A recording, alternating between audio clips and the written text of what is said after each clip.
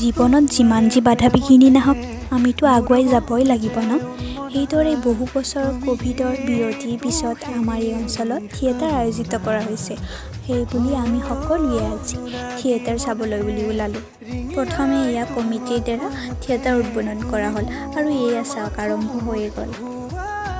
নাটখনত আচলতে আমি বিশেষকৈ বিপুল ৰাভা ওৰফে গেষ্টিকৰ অভিনয় চাবলৈ বিশেষভাৱে এক্সাইটেড আছিলোঁ।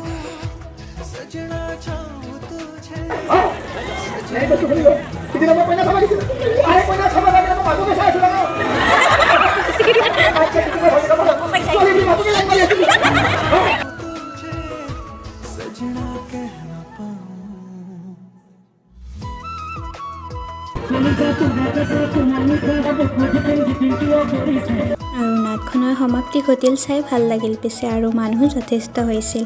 আজিলৈ এৰিছোঁ, বাই।